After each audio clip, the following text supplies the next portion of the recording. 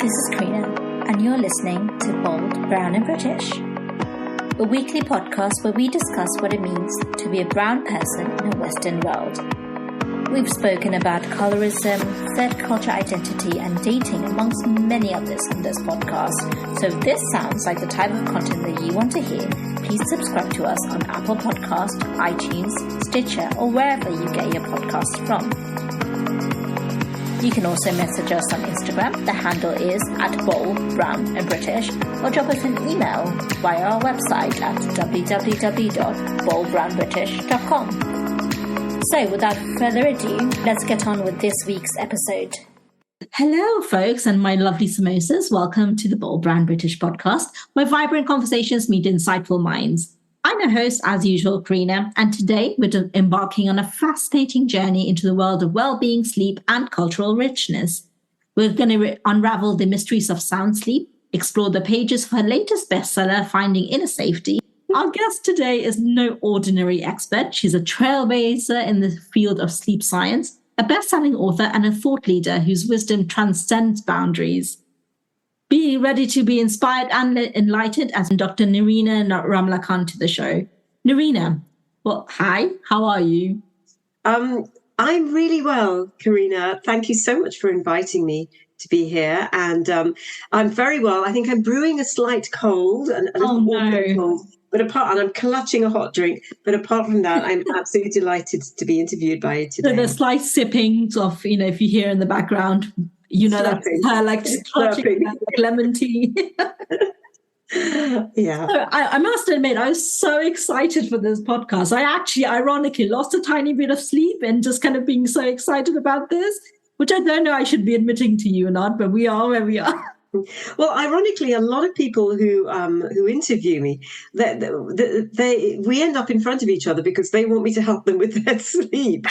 And in fact, yesterday, the two meetings I've had this week so far, unrelated to sleep or being interviewed, a digital marketing person and a PR person, both of them were like, "Oh, I've really got this sleep issue going on, and I'd love to chat to you about it." And that's the thing about sleep; it's a great leveler, isn't it? Because we all do it, and we all have problems with it from time to time. It opens up conversations. It really does. And I think that's kind of a good segue into why sleep. I'm really curious as to what led you to specialize in the field of sleep and well-being, and how has your journey kind of evolved? Okay, so I'll try and keep it short and succinct, but I suppose it came from a very personal place. I mean, I have a doctorate in neurophysiology. And I never set out in my academic training to become a sleep expert, which is what I'm called. But I think looking back on the last 25 years, because I've been helping people to sleep for over 25 years now, and I don't want to give my age away, but, I've been doing it a long time. It came from my personal challenges with insomnia, which started when I was a baby. And actually took me 30 odd years to realize that I had a full-on sleep problem. But the joke in my family, and I think my poor mom, her angst was the fact that I wouldn't settle. I was restless. She was taking me from one doctor to the next because I couldn't sleep. So I think I've always carried within me this restlessness and agitation, which came to a head in my 30s when I became very unwell, very ill, and I ended up in a psychiatric unit where I spent a month. A private psychiatric unit in the city called the Capio Nightingale. And ironically, because I think my life has taken many sort of very synchronistic and magical turns, I ended up being headhunted to work there several years later. Oh. And it was the place from which I wrote my first book, Tired But Wired, in 2010. Because it was when I started working there with people who had severe mental health problems. And if I could help them to sleep, it would help them to recover faster. But it was there that I realized that I had stumbled across a methodology that I'd created that was unique, was worth talking about and worth writing about. So I wrote my first book, ended up on the TV in the couch with Holly Willoughby and Philip Schofield, and ended up getting some sort of media recognition for my work, and then went on to write another 3 books. But I suppose life has given me opportunities to not just heal myself, but in doing so, to heal others. So I've healed myself. I've talked about it. Opportunities have come to speak on TV and radio, keynotes in organizations, corporate work. I've worked with Chelsea Football Club, all sorts of avenues, and I've amassed a professional experience, a certain amount of professional experience. And I've ended up in this place where I'm now called a sleep expert, but I never really set out for it, It's amazing how kind of the journey kind of naturally and organically progresses like that, isn't it? It really is, I think. And I believe that life is magical like that. And my spiritual beliefs and cultural background, I was born into a Hindu family. Can I tell you about my cultural background? Yes, tell me, please do. I'm a Lambeth girl myself. Don't know if that's a Lambeth accent, but I was attempting one. Born in Lambeth, but my family are from Guyana, the Caribbean or Caribbean. I'm Indian. And my family, my great-grandparents came from India, went to Guyana as indentured slaves. And just today I was talking to a colleague about this, that, many Indians left India because they were seeking better lives and they were promised employment and hopefully the promise of wealth. If they went to the Caribbean and worked on the rice fields and sugar plantations. A lot of the Indians traveled over to the Caribbean and they would have gone to the more picture postcard islands like Barbados and Tobago and St. Lucia, those lovely holiday destinations. But it's a bit of a joke that the ones who probably didn't have much of a say in it ended up in Guyana. That's a bit of a joke. And to some degree, there's some truth in that. Guyana is renowned for domestic violence, alcoholism, incest. There's a lot of crime. There is a lot of abuse and mental health problems. My family were born into that, my grandparents. So they grew up in poverty. So did my parents. And my dad, seeking to make life better for himself and my mum, came to England in the late 50s, early 60s. So it's a common story, right? But you see, and I talk about this in my latest book, Finding Inner Safety, that actually a lot of this trauma is transmitted in our genes. It's a field of study called epigenetics. And I believe that a lot of my sleep problems as a baby came from trauma. My parents had very difficult lives, as did their parents. And my upbringing was very difficult. And I speak about this I write about it quite openly in Finding Inner Safety. We sleep when we feel safe. That's the premise of my work. It is the central focus of Finding Inner Safety, my most recent book. It's a sentence I started using 20 odd years ago when the world started to feel more chaotic and uncertain because of technology. But I believe my cultural roots have a lot to do with my own mental ill health in the 90s, the healing journey I've been through, the opportunities I've been given to do the work that I now do, and my ability now to help people who are feeling profoundly unsafe to sleep better. Wow. And I guess going back to your first book, and maybe even a part of your second, can you explain the concept of kind of tired but wired, and in the context of kind of today's fast-paced world, and as you were talking about, this kind of needing to slow down when you're sleeping, but then you're constantly wired? Yeah. Lovely question, Karina. Thank you. I noticed early on in my career, after I'd left my academic posts, I'd had a lectureship, I worked at the MRC, at UCL. I ended up in a health screening clinic in the city. And I noticed this was at the same time, I really am showing my age, but it was at the time when technology had landed on the scene, mobile phones, emails, internet. And so there I was in the hub of, London's financial capital, in the square mile, measuring the health of employees from places like Goldman Sachs, JP Morgan, Coopers and Lybrand, it was then called. But all these professional services firms, employees were coming to this clinic. I had a white lab coat on, and as a physiologist, I was measuring their health. What I noticed was that their physiology wasn't behaving in a way that I had anticipated from my research. Okay, so it was a mismatch. So I started asking, what's going on? Why are these people young and seemingly they should be at the peak of their lives physiologically, but the blood pressure, the breathing is doing this, their heart rate when they're doing the ECGs, when they're on the exercise bike, the spirometry, the blood, even the blood tests would reveal things that were showing me this is a human being that is out of balance in their world. Why is that? Why am I seeing so much of this? And then I realized it was because the speed of life, and a lot of that was to do with the advent of technology that was speeding us all up. And so while we thought it would make life easier, it meant that our lives became fuller and that we never took breaks and we never stopped. Our working days became longer. We were going to bed with the phones beside us, checking emails in bed at night, waking up, looking at the phone straight away. So the external world was changing in a way that was impacting on the inner world. And I started saying to these people, so if you imagine your typical stoic kind of macho Goldman Sachs employee coming through, if I'd asked them, how are you feeling? They probably wouldn't have said anything. But if I said, how did you sleep last night? Then they would open up.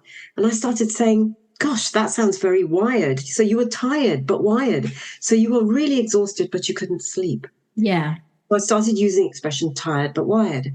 And then started looking at, well, what is the physiological basis for tired, but wired? It's the fact that we have a nervous system, the autonomic, which is designed on the... Do you want me to tell you about the nervous system? Yes. Oh my God, always. Okay. Nervous system, autonomic nervous system. Keep it simple. Not that I think you are simple or your listeners, but we have so much to talk about. Autonomic nervous system divided into two branches.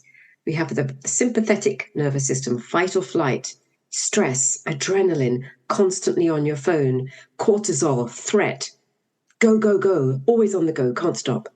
Then we have parasympathetic, rest, repair, recovery, digestion, sexual function, immune function, feeling safe. Okay. In order to sleep, we need to be in the parasympathetic. If we're always on the go and running on caffeine and dopamine from the phone and stress, we're going to be in the sympathetic and we can't sleep. So the basis of tired but wired is living in the wrong part of the nervous system. Right. Yeah, and is it that people are seemingly more on the kind of the wired side of the nervous system constantly and unable to make that switch? Or is it that the parasympathetic nervous system is just not quite strong enough to to kick in? I mean, I guess I'm just kind of curious, where is it? Is it that society is just kind of creates an environment where we're not able to switch on our parasympathetic? Yeah. I get everything you're saying is kind of saying the same thing, really, Yeah. in that, I believe that nature is so intelligent and that we are designed perfectly. Human beings are amazing. The body is amazing. 70-odd trillion cells, and this designed to spend a third of our life sleeping. It's in each of our cells, our chronobiology, it's in the cells, But our world, our external world has become so fast-paced, so driven, so demanding that we're constantly trying to keep up. We're constantly looking outside of ourselves to look at, what do I need to do next? What is calling to me? What's sitting in the inbox? What is my phone bleeping at me saying? What next? What next? What? And we're never here in the now. And that pushes our physiology into a future focus as well, if you like. It speeds everything up. So it means that the parasympathetic, we end up in the wrong part of the nervous system, living in survival mode. My belief is that we went into the pandemic in survival mode, which is why we were so susceptible to a virus. And I think it's gotten worse in a way, because now our working lives, our homes are an extension of the work environment. People are now working from home. They can't switch off. They're more prone to burnout. It's very difficult to establish those boundaries between what is work and what is home. So they get more demand. But I also believe that so many people are becoming disenchanted, right, and fed up with it. And a lot of your generation are going to be the leaders in finding a new way. I mean, my daughter's 19, and sometimes she says things that just blow me up, blow me out. They're just, they're so wise. And I think the younger generations, some of the younger generations, maybe the outliers, Who knows? Maybe they're the ones who are being called neurodiverse. That's a whole other conversation. But they are recognizing that we can't do life like this anymore. And to find a different way. It's hard. I know it's hard to quantify sometimes, but to what degree is this behavior of tired but wired really detrimenting our health? I think we all know that we shouldn't go to bed with our phones and have, that kind of the sleep health, as you call it, in terms of not looking at your phone at least an hour before bed. We all know these, but I don't think people realize the full impact and the physiological, the psychological, the long-term impact that it can have. So I guess, I'd love to hear your insights of how detrimental is it, other than just loads, it's terrible. Well, it's hugely detrimental. And I think that's why we've gone through the last few years. I think that's why we've become so ill. I mean, look, there are viruses around us, and some people might think this is controversial and that I'm not right, but we're all surrounded by viruses. Right now, I'm sitting in the safety of my little office in the garden. I'm safe, but I'm surrounded by millions, thousands, or millions of viruses. My degree of susceptibility will depend on the strength of my immune system. Yeah. Or if I'm coming down with a cold now, because I was out dancing last weekend and I was at a salsa club and there were lots of people around. But if I get sick, my speed of recovery is going to be dependent on the strength of my parasympathetic. So I don't get afraid when I get ill, because I don't get ill very often. But when I do, I tend to recover quite quickly. But I think there's been a lot of illness, but there's also a lot of mental health illness. And, certainly in many organizations now, there's a spotlight on mental health. Globally, we're in a mental health crisis. Young people, the highest rates of suicide and depression and mental health problems. We're seeing this all over the place. Now, when I started doing this work 25 years ago, it was the start of the wave. Right. And that was when we started having conversations in organizations about stress at work. That's when I first started doing this work, and I would go into law firms and run sessions on stress management. But it was a hard sell because people didn't want to hear it because they weren't suffering enough. Now, enough people are suffering. And if you put the spotlight on sleep, given that I am supposed to be talking about sleep today, well, the sleep industry is huge. Yeah. Globally, sleep products, the sleep industry is worth billions of pounds. Billions of dollars, and I'm making a living out of it. I'm not a billionaire, by the way, but it's a big. I was going to say, I'm not. I can assure you. But people want to know how to sleep better. They're not sleeping well. They're not feeling great, and it's all part of this. The way we are reacting to technology. It's not technology. It's the way we're reacting to it.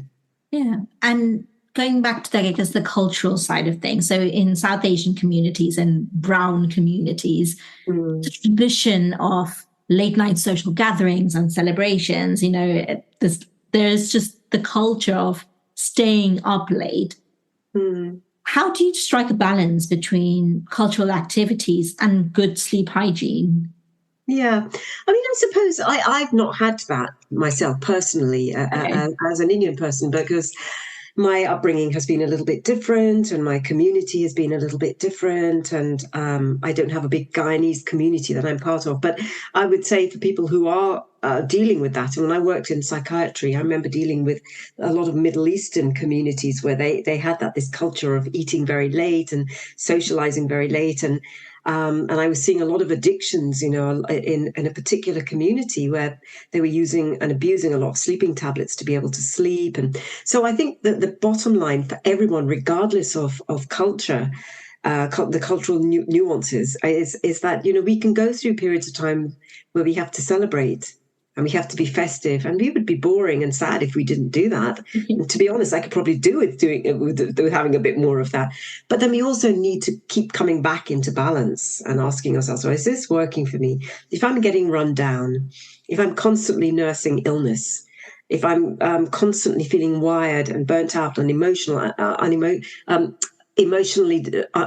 imbalanced, or if I'm feeling unhappy in my life. I think one of your recent podcasts, the mini podcast, you were talking about happiness. Well, the thing is, if you're not looking after yourself, you're not getting a good night's sleep, after a time, it'll take its toll on your quality of life and your happiness. So if that's happening, then you need to dial it back and make decisions and choices.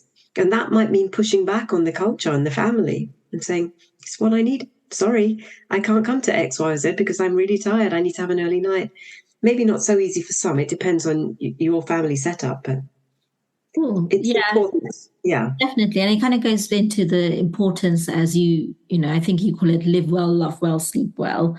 And it really kind of gets into this, doesn't it? The kind of philosophy of you do need that balance. You do need that in order to sleep well and live well or love well. You kind of need all three to be working in the same way. Yeah. I mean, the thing about sleep is, and you talked about some, I suppose, people sleep health, or what some people might call sleep hygiene. And I'm not a great fan of that, because I just think sleep is not just about what you do in the hour before you go to bed. From the minute you wake up, every choice you make is going to determine how you sleep at night. And the way you live reflects how you'll sleep. The way you sleep reflects how you'll live. So, from the minute you wake up, think about the choices you're making, how often you pick up your phone, what you eat in the morning, what you're telling yourself in your mind. Listen to the speed of your thoughts. Listen to the quality of your thoughts. Listen to how you're interacting with other human beings. And, during the pandemic, I realized I was really not feeling great. I was working a lot. I was supporting a lot of people with online content and webinars and things. But I realized that, I needed to reach out to people more because I was living on my own. I got a dog. I rescued a dog from Cyprus, started walking her every day, twice a day, sometimes 3 times a day, started meeting people in my neighborhood, even though I'd lived there for years, started smiling at strangers, talking, started going down to the river and swimming, and met many friends, one of whom I would consider to be now one of my best friends. She came all the way from North London. If it hadn't been for the pandemic and my dog and swimming in the river, might not have met her. But all the choices we make impact on how we sleep. And, a lot of my work, and particularly when I worked in psychiatry, was around helping people to make better choices so they didn't have to be taking sleeping tablets. Because they were on sleeping tablets that weren't working. After a while, they stopped working, You get kind of, if not quite used to them, but they're not, these, synthesized medicine isn't created to be natural, It's not your body's, it's not mimicking your body's natural physiology. Even herbal supplements to some degree, and I can take a herbal sleep tonic. I tried one the other day. That my daughter was taking, and actually it made me feel awful. And that was herbal. So our natural physiology, and sometimes people say, oh, well, I take melatonin, and that's what the body produces. Well, actually, that's still an artificial aid. Yeah. And it will still stop working after a while, as the body builds up a tolerance to it. So by looking at our daily choices and doing the work on our traumas, I call this the real work. And I noticed this in my own journey, that the more I worked on myself and the more I worked on my cultural trauma, the better I slept. But I had to be brave, and I had to go in and do that work. And it was only when I started going deeper and deeper into, the cultural legacy that I'd inherited. Bless my parents. I believe my parents do their best. They do. But, generation trauma is very much a thing, Yeah, and that can be that was one of the big contributors to my sensitivity. A very sensitive human being. My sensitivity is a gift. It enables me to help a lot of people, and some would call me a healer. Sometimes call myself that as well, even though I'm a scientist. But a lot of that comes from being very sensitive because of growing up in a lot of hardship and becoming very used to reading the emotions around me and the moods, and trying to make my mum feel better when my father was being pretty awful. And from having gone through extreme loss myself, I've become very empathetic and sensitive to others. And so I can help them to work out what medicine, inverted commas, they might need in order to help them sleep. Yeah. And are there any kind of dietary tips or considerations that can promote better sleep, particularly when you're taking into account the richness of the spices and flavors we have within the wider brown community? I suppose, well, I have to say I have to move beyond the color. Let's Yes. just Yeah. look at my five. Let's look at Yeah. the five things that I tell people to do ideally. Although I do bring things like Ayurveda into my protocol as well, my methodology. But I have these five things that I recommend that we all practice, regardless of race, color, or creed.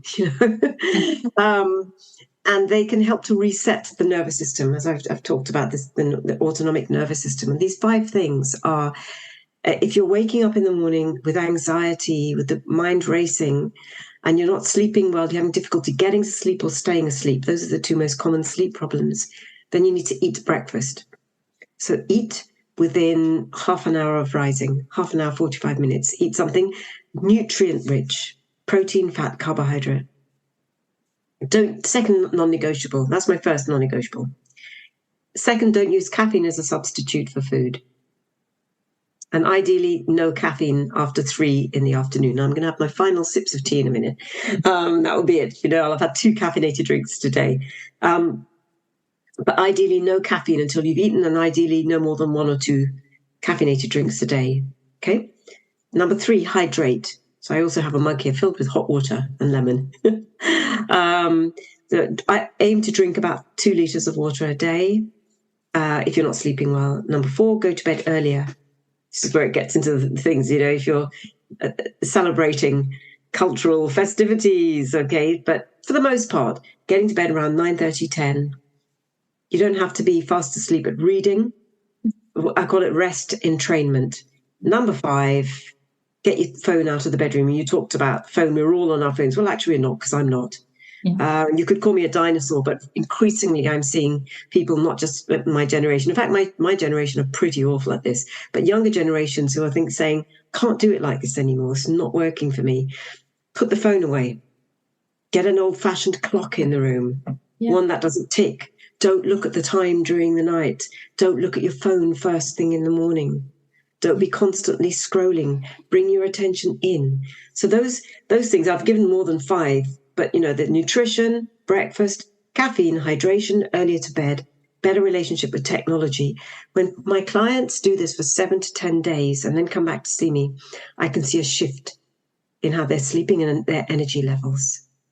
Which is amazing, isn't it? When so simple. Those things are simple. Yeah, exactly. How, none of the things you said are hard. They're really simple, small changes that everybody can make. Yeah. And it will probably, even if you did 3 out of the 5, you'll still probably see an impact and a change in your... But a lot of people will fight me on the breakfast one. So you say they're simple, and they might be simple for you. But a lot of people who are tired but wired are in a fatigue cycle and can't eat breakfast because they're in that survival part of the nervous system. The stomach is shut down. So they can't eat breakfast, but they need coffee or tea. Yeah. And they'll fight me on the breakfast one. And actually, that's the one they need to do. So if any of your listeners are listening to this going, I'll try the water thing. Maybe I'll cut back on the tea a bit. Yeah. Go for the breakfast. You need to start eating breakfast. That's probably the one that makes the biggest shift. And the technology one, getting the phone out of the bedroom. Mm-hmm. And then this isn't in my 5 non-negotiables, but to your listeners, please stop checking the time when you wake up during the night. It's normal to wake up. When you check the time, it brings you into full consciousness. Then it's harder to get back to sleep. So stop checking the time. I remember waking up last night. I don't know what time it was. It's easier to go back to sleep if you haven't looked at a number and done calculations and risk assessments, Yeah. So those are some practical things. And I love that. I love how as I said, quite really small things that can kind of make big impact. When we're talking, or I guess when in the culture of sleep and we're talking about healing, yoga, meditations often come up quite a lot. Yes, I'm really kind of curious to know what your view is and how these practices can contribute to better sleep or overall well-being, especially with those that are wired but tired but wired. Huge. So I've given you some very practical 5 non-negotiables with a few other things thrown in. But when I work deeper with my clients, and it's usually after the first session, then we'll start going deeper into breathing. Maybe even some pre-sleep yoga practices. When I worked with, for example, this is in the public domain, but Ashley Cole, I know I'm being a shameless name dropper now. I love it. Problems sleeping after a big game. And I talked about, doing 3 yoga postures, going from legs up, elevated, maybe up the wall or over the side of the sofa, breathing with palms open, facing the ceiling, breathing in that posture for 3 to 5 minutes. So going from legs up the wall into child's pose, into Shavasana, corpse position. So that can have a healing impact on the nervous system and a reset of the nervous system. But I talk about all of these yoga practices. I might talk about meditation. I might even talk about faith. If my client has faith, that can help, because it means that, when you wake up. So if I have a client who's saying, I'm really, really worried. My relationship's just ended. My father has cancer. I hate the work that I'm doing. There's all this trauma going on. And we clean up the nervous system. We do the 5 non-negotiables, and they come back and they go, right, I'm feeling better. My energy's a bit better, but still waking up in the early hours. And then we might have the conversation about faith. And so do you have a belief in anything? I'm not necessarily talking about religion, by the way. I'm just talking, do you have a belief in a higher power or something beyond you? Is there something that you can turn to and say, help me, guide me, ask for help? Now, some people don't have those beliefs. And if you don't, then, I do feel it's a little harder. It's a lot harder, probably, if I'm going to be really honest. Yeah. But I believe, and I've seen this in my personal life and with my clients time and again, is that when we have some faith in something outside of ourselves, then it serves as a huge source of anchoring and stability. And when I had an awakening, so after I got very sick in 1995, and I was ended up in psychiatric clinic, and I had 3 years in and out of hospital, on and off medication. I was diagnosed bipolar with complex trauma, complex PTSD. I don't use any of those labels necessarily about myself anymore, and I'm not medicated for any conditions other than natural supplements. But in 4 years after this breakdown, breakthrough, whatever you might want to call it, I had an awakening of some sort. And many of the mantras that I was brought up with as a Hindu came back to me, like Gayatri mantra. Yeah. And, it came back to me in my sleep, and I kind of returned. So even though I wouldn't say I'm a strict Hindu and I do regular puja or celebrate all of the festivals, and in Guyana, Hinduism is a version of Hinduism that's practiced in India, But so my mom has all these mantras she brought us up with. I use a version of it. But they're important for me. So I wake up in the morning. I don't get on my phone. My phone is switched off in another room. And I listen to the speed of my thoughts, and I hear the anxiety. I feel the anxiety, which is, I've had all my life. And this is when the mantra practice comes in. This is when I really need that meditation this morning. Let me sit and meditate for 20 minutes. I do transcendental meditation where I use one particular mantra. And I think it's immensely helpful. And when I see my clients doing this sort of thing, their version of it, I see the healing it brings about. Yeah, and I think you're right. I think, and so I'm a Muslim, and the one thing that without fail will reduce my anxiety, bring me back into that state of calmness and peaceness, is praying. Whether that be on the kind of prayer mat itself, or even just kind of laying in bed, listening, as you said, to these, we call them duas, and that's my kind of go-to.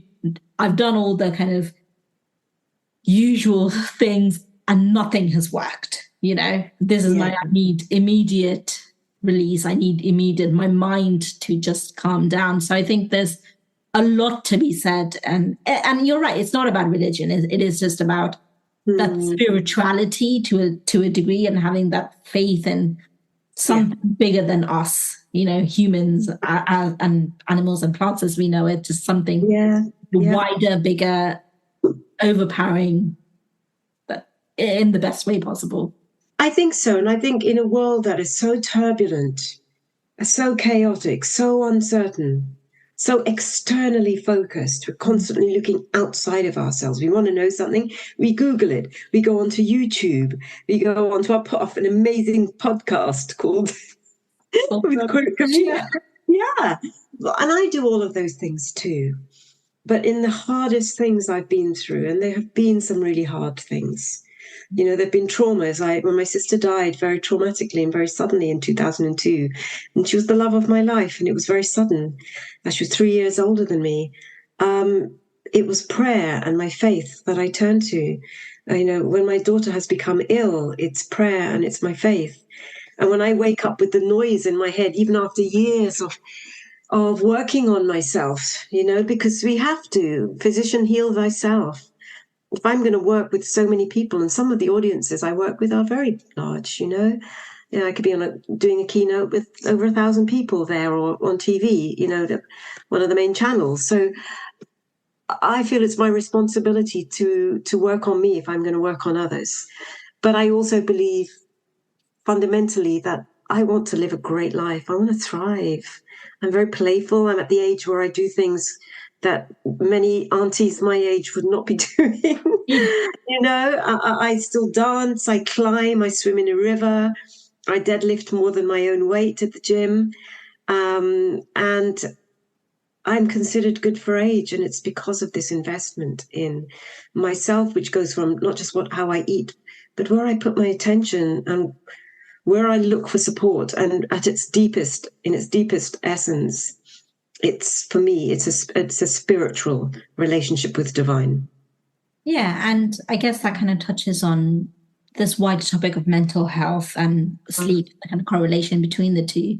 And I do think that the mental health awareness is growing in communities. It's talked about more and more than it was even 5 years ago.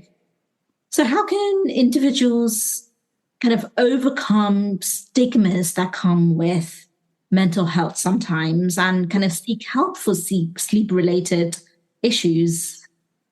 Yeah. How can they seek help from sleep-related and all issues, mental health issues, emotional issues? Because sleep, in a way, it's an easier one to, there's a lot of noise around sleep. When I started doing this work, there weren't many of us around. It certainly didn't look like me, But now there are more people working in this field, which is great. So there's a lot of information out there. But I would say,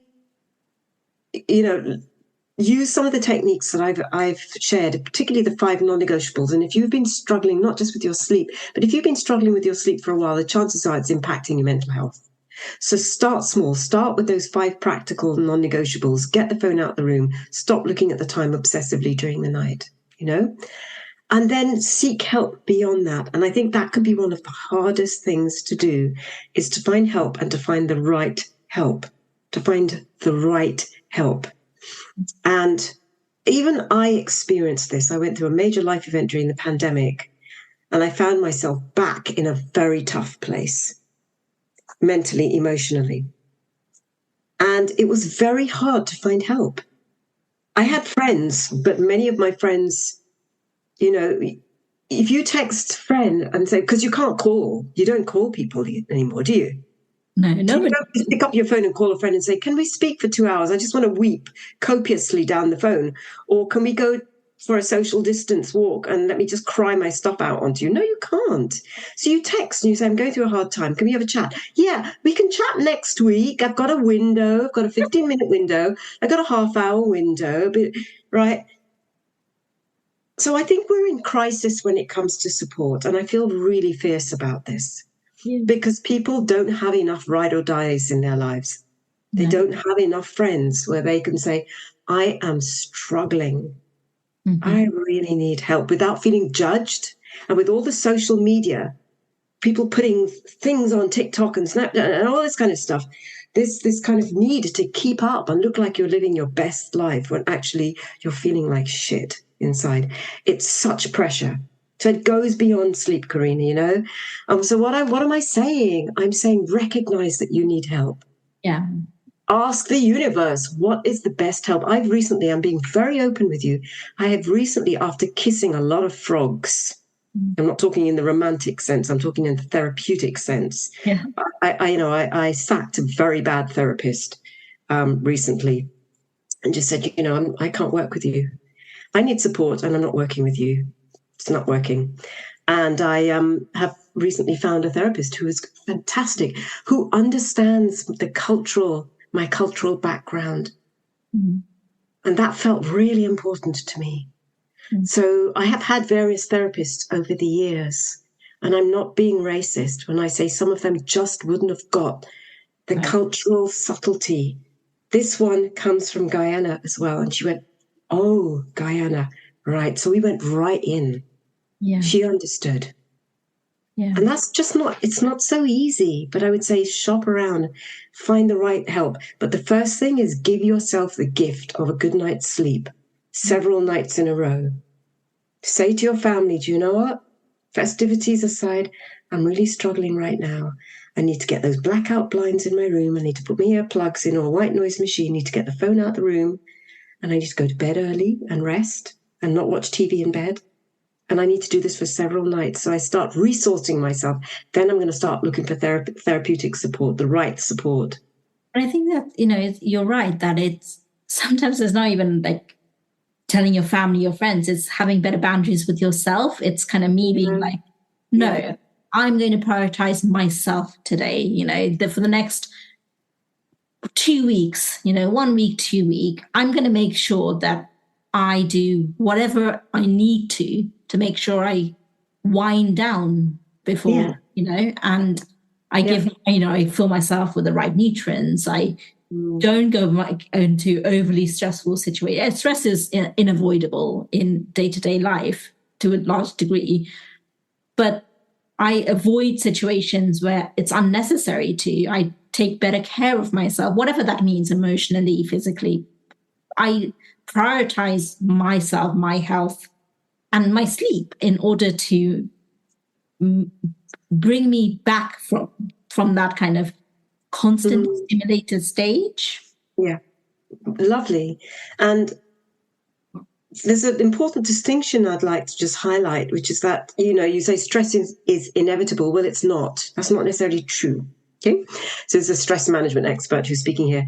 Stress is what happens when pressure exceeds your ability to cope. Right. Distinction here is that pressure is inevitable.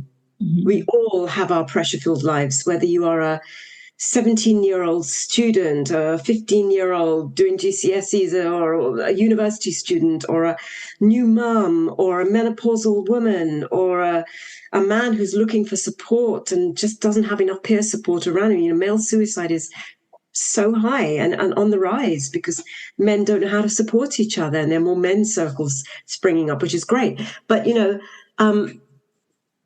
pressure is inevitable. We're all under pressure, but stress doesn't have to be inevitable. I love on that. One level. So stress is what happens when pressure exceeds your ability to cope. So the more pressure you have, and because the reason I've recently gone back into therapy is because I'm dealing with a particular big life event. And so I thought, right, I really need to steady my ship. And what does that look like?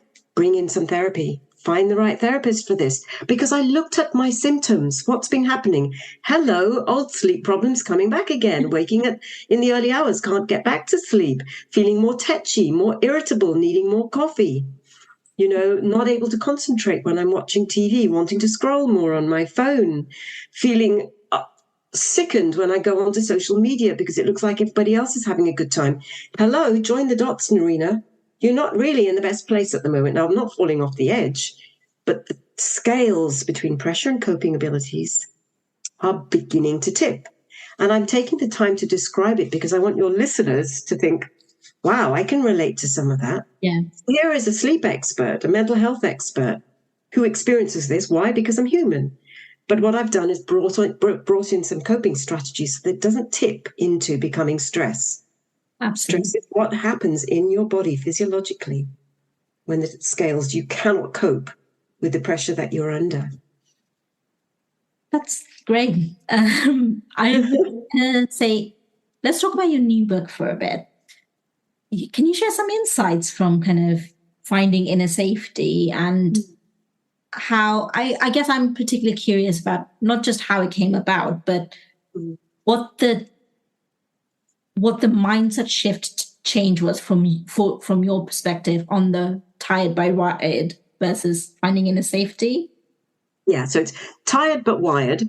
I'm just saying it in case any of your lovely listeners want to go out and buy it. Yes. It will be in the show notes, I'm sure. But so I went from writing Tired but Wired to Fast Asleep, Wide Awake to The Little Book of Sleep to Finding Inner Safety.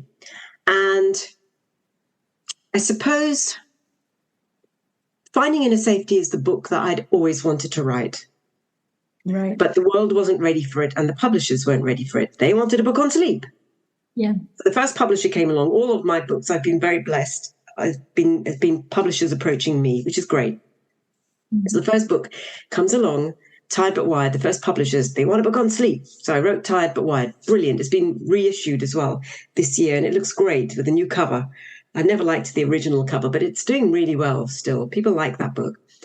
And then when I got the second book commission in 2015, and that Fast Asleep, Wide Awake, I started outing myself in my personal journey and started talking more about the fact that being able to sleep is about feeling safe. Mm-hmm. And so there was a lot more of that in that book, and even more spiritual references.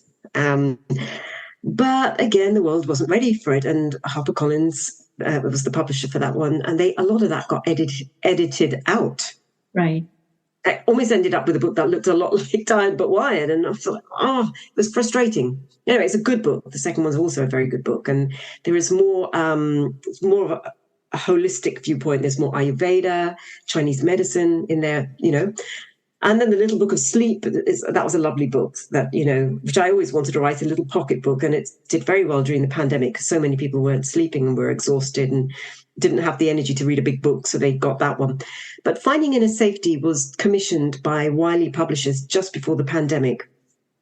And I remember before they had approached me, another publisher had approached me and said, "What are you writing? We would like to know what you're writing, and we don't want a book on sleep." So I'm going, yay!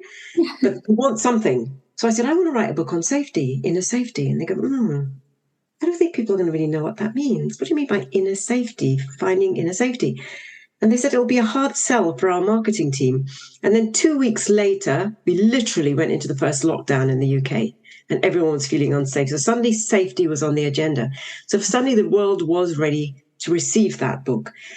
What helped it was the fact that I then, by that stage, had more scientific research to back up the book in the form of polyvagal science and the brilliant work of people like Dr. Stephen Porges, who's the kind of granddaddy of safety science, the neuroscientist, Dr. Stephen Porges, and then the therapist Deb Starner, and then there's the work of people like Peter Levine, trauma specialists, or Bessel van der Kolk, The Body Keeps the Score. So all of these make Gabor Mate's work on trauma. So suddenly everyone's talking about trauma. And as a result of the pandemic, everyone's talking about trauma. Everyone's got trauma, big T, little t, So suddenly it was more available to the public. And so I was able to write the book. And I'm still outing myself with this book because there's a lot of my story, but not all of it, definitely. So a lot of it has been edited out for my family's sake, but also for my sake as well.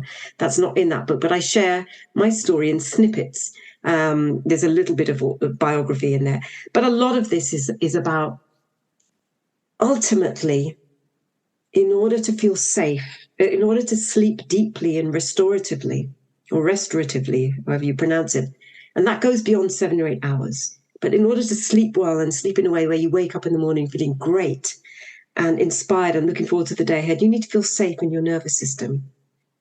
And you need to make those choices that enable you to feel safe.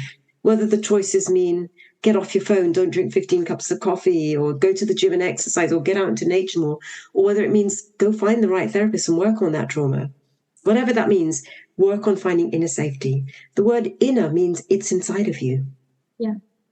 Sure, you can go to the gym or find a therapist or whatever, but it's an inside job. You go in, start your day. And if I had to give a simple tool to your listeners, it's like start your day inside, not outside. Meet yourself.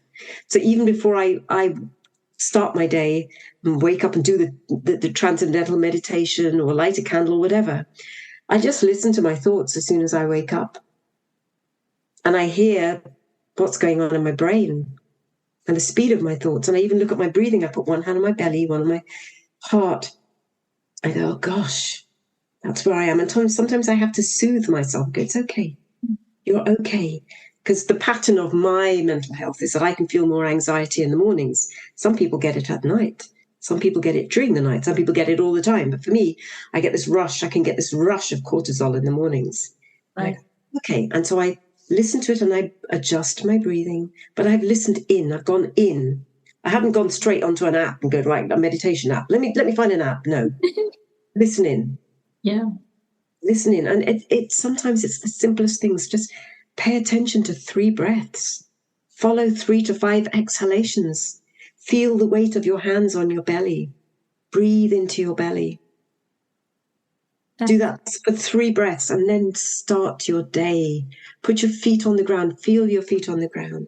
If you can bring prayer into that, then you got a deluxe, you got a platinum gold star little technique there, you know?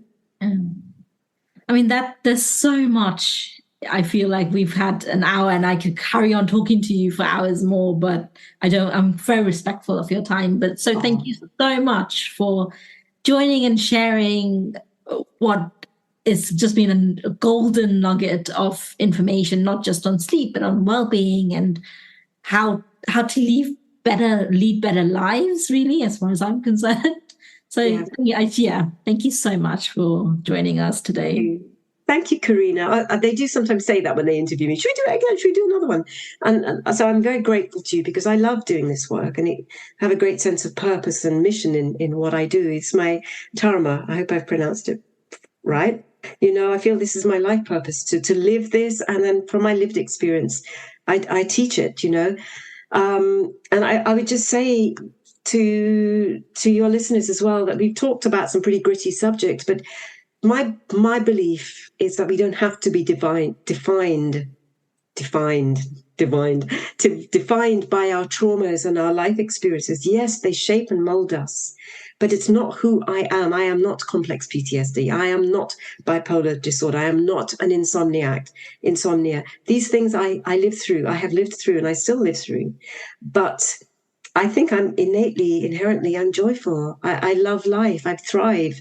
So I make choices that enable me, give me a fighting chance of being able to thrive, even while I think, you know, the world is pulling me this way and that way, because life can be like that. It can be challenging, but it can also be beautiful.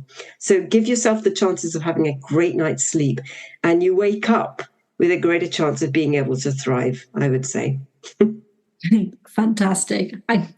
There's nothing more I can add to that, really. That's been fantastic.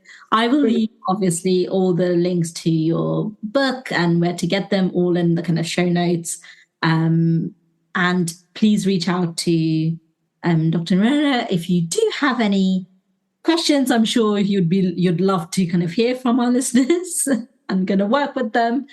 And thank you once again. Thank you, Karina.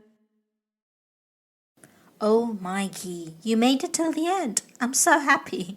Well, listen, if you enjoyed what you heard and you want to hear more, subscribe to the podcast on, wherever you are listening to this.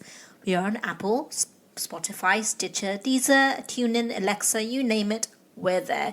So make sure you subscribe so you don't miss out on an episode. We also are on Instagram, which houses loads of behind-the-scenes audio snippets, polls, memes, and ways for you to get involved. So go follow us on Bold, Brown and British. That's the handle. And until next time, keep safe, my wonderful samosas.